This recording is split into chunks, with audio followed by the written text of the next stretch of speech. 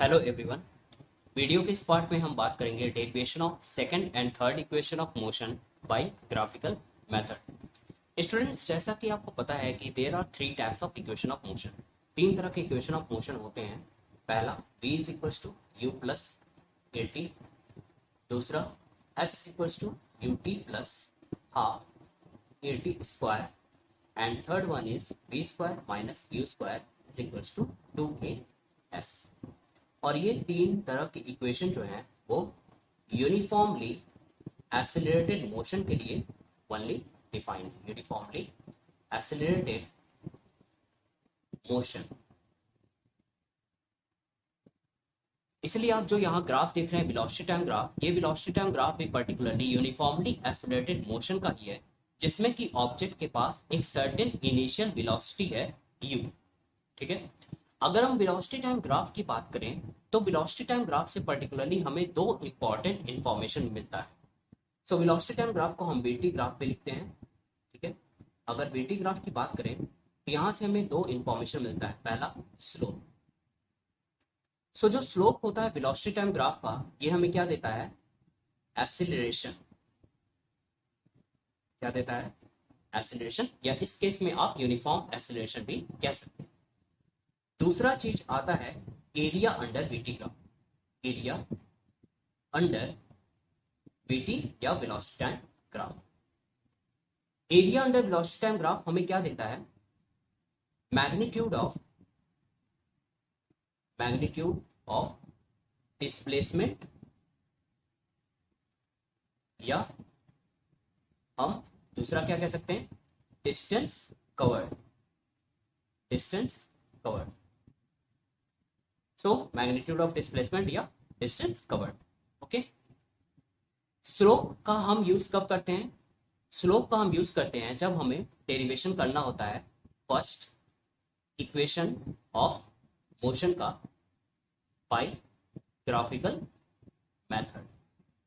Okay, और area under VT graph का use कब हम करते हैं? इसे हम यूज करते हैं सेकंड इक्वेशन को प्रूव करने के लिए और थर्ड इक्वेशन को प्रूव करने के लिए। लेकिन डेरिवेशन देखने से पहले ये जानना जरूरी है कि एरिया अंडर वीटी ग्राफ निकालेंगे कैसे। अगर हम इस पर्टिकुलर वेलोसिटी टाइम ग्राफ की बात करें तो ये जो लाइन ए बी है, ये लाइन ए बी ही शो कर रहा है velocity time graph of uniformly accelerated motion. तो अगर हमें एरिया अंडर वीटी ग्राफ निकालना होगा तो हमें क्या करना है? हमें इस लाइन ए बी के नीचे का पूरा एरिया निकालना है। जैसा कि अगर मैं ये शेड कर दूं तो आप जो देख रहे हैं ये पूरा शेडेड पोर्शन, ये शेडेड पोर्शन ही क्या बता रहा है? Area under VT graph. अगर आप यहाँ गौर करें तो आपको यहाँ पे तीन तरह की ज्योमेट्रिकल शेप्स दिख रहे होंगे। पहला ए बी ई, जो कि ट्राइंगल का शेप है, तो ट्राइंगल ए बी ई। दूसरा एक आपको शेप दिख रहा होगा रेक्टेंगल का, ओ ए ई सी, रेक्टेंगल ओ ए ई सी। और तीसरा आपको फिगर दिख रहा होगा, जब आप एक ट्राइंगल और इस रेक्टेंगल दोनों को ऐड कर देंगे तो आपको एक ट्रेपेजियम का शेप मिल जाएगा, ओ ए बी सी। सो एक ट्रेपेजियम है, ओ ए बी सी।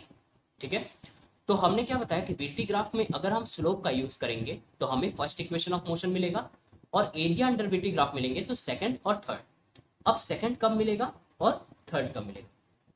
तो सेकंड के लिए हमें क्या चाहिए? सेकंड के लिए हमें यूज करना है area of the triangle A B E, triangle A B E plus area of the rectangle O A B C, O A B C. ठीक है, तो जब हम एरिया ऑफ ट्राइंगल और एरिया ऑफ रेक्टेंगल को use करेंगे तो हम सेकंड इक्वेशन ऑफ मोशन को इजिली डिराइव कर पाएंगे। थर्ड इक्वेशन ऑफ मोशन के लिए हमें क्या यूज करना है? हमें ट्रेपेजियम यूज करना है। थर्ड इक्वेशन ऑफ मोशन के लिए हम क्या यूज करेंगे? Trapezium. Trapezium O A B C, O A B C. Sorry, यहाँ पे क्या होगा? ओ ए ई सी होगा, रेक्टेंगल ओ ए सी। ठीक है, सो आई होप आपको क्लियर है। जब हम area of rectangle, area of triangle और एरिया ऑफ रेक्टेंगल इन दोनों को यूज करेंगे तो हमें क्या मिलेगा? Second equation of motion. और जब हम इन दोनों को जोड़ करके ट्रेपेजियम का एरिया यूज करेंगे तो हमें क्या मिलेगा? Third equation of motion. अब आइए हम डेरिवेशन देखते हैं। उससे भी पहले मैं आपको बता दूं कि अगर आपने फर्स्ट इक्वेशन ऑफ मोशन का डेरिवेशन नहीं देखा है तो आप आई बटन पे क्लिक करके उसे देख सकते हैं। अब हम देखेंगे अपने second equation of motion s equals to ut plus half at square का डेरिवेशन, जिसे कि पोजीशन टाइम रिलेशन भी कहा जाता है। सो हमने बताया कि जब आपको सेकंड इक्वेशन ऑफ मोशन को का डेरिवेशन करना होगा तो आपको क्या करना है, area of triangle plus area of rectangle, इन दोनों का यूज करना है। सो हम यहाँ से क्या लिख सकते हैं, displacement s equals to area of the rectangle, area of rectangle, क्या है rectangle, OAEC, OAEC plus area of triangle, area of triangle ABE, ABE। अब आपको पता है एरिया ऑफ रेक्टेंगल क्या होता है, length into breadth, plus area of triangle क्या होता है, half base into height. Okay, just हमें सिंपली फॉर्मूला को अप्लाई करना है। सो आप देखिए OAEC, ये जो रेक्टेंगल है इसमें लेंथ क्या है, लेंथ है OC, और OC की वैल्यू क्या है, T। सो यहाँ पे हम सिंपली लिख सकते हैं OC length into breadth, breadth क्या है OA, plus area of triangle half into base, इस ट्राइंगल ABE का बेस क्या है AE, और AE किसके बराबर है, OC के बराबर, और OC की वैल्यू क्या है T है। ठीक है, तो हम क्या लिख सकते हैं, AE इनटू हाइट, हाइट क्या है यहाँ पे BE।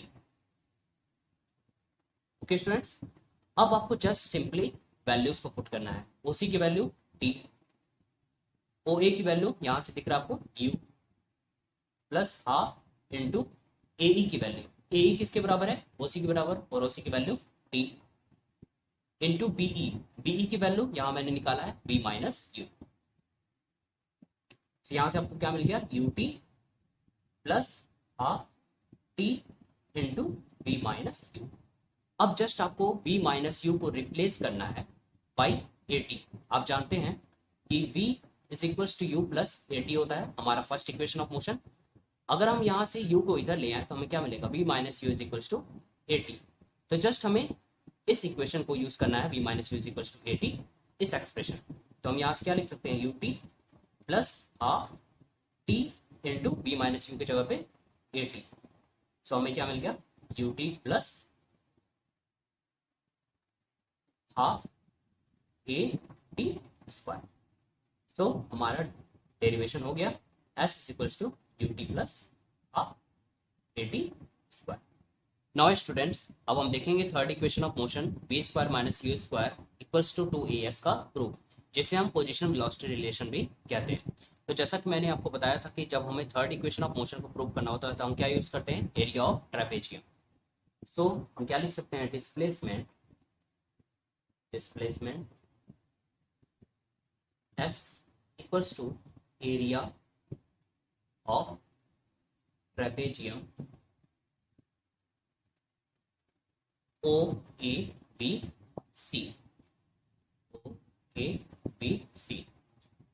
नाउ स्टूडेंट्स, आपको पता है कि एरिया ऑफ ट्रेपेजियम क्या होता है, half into sum of parallel sides into height. Now अब आप इस ट्रेपेजियम OABC में देख सकते हैं कि जो दो पैरेलल साइड्स हैं वो क्या है, OA और BC, और उनके बीच का जो हाइट है वो क्या है, OC। सो हम यहाँ सिंपली फॉर्मूले को अप्लाई करते हैं, half into sum of parallel sides means OA plus BC into height that is OC। अब हमें सिंपली वैल्यूज को पुट करना है, हाफ इंटू OA की वैल्यू U के बराबर है, प्लस BC किसके बराबर है, B के बराबर। ठीक है, यहाँ पे B लिख दिया मैंने, इंटू OC की वैल्यू T टाइम। ठीक है, तो T हो गया। नाउ स्टूडेंट्स, अब आप देख रहे हैं कि आपके पास लेफ्ट हैंड साइड में S है और राइट हैंड साइड में U plus V into T आ रहा है, लेकिन आपको यहाँ पे कहीं भी T नहीं दिख रहा है। इसका मतलब आपको T को एलिमिनेट करना है। तो हम फर्स्ट इक्वेशन का फिर से हेल्प लेंगे, V is equals to U plus AT। यहाँ से T की वैल्यू निकालें तो हमें क्या मिलेगा, AT is equals to V minus U, या T is equals to V minus U by 8। तो हम यहाँ से क्या लिख सकते हैं, half into U plus V को हम V प्लस U भी लिख सकते हैं, into in place of T, T की जगह क्या लिखेंगे, v minus U by A, v minus U by A. तो यहाँ से हमें क्या मिल गया, half into V plus U into V minus U. तो आप जानते हैं a plus B into A minus B क्या होता है, A square minus B square. Similarly V plus U into V minus U हमें क्या मिल जाएगा, b square minus you square, और नीचे हमारे पास ए है। तो हमें यहाँ से क्या मिल गया, b square minus you square by 2a, ठीक है, एस इक्वल्स टू। अब आप जस्ट सिंपली क्रॉस मल्टीप्लाई करते हैं तो हमें क्या मिलेगा, 2a S is equals to V square minus you square, या इसे हम रीअरेंज करके क्या लिख सकते हैं, V square minus you square is equals to 2a S. So ये हो गया हमारा थर्ड इक्वेशन ऑफ मोशन का डेरिवेशन।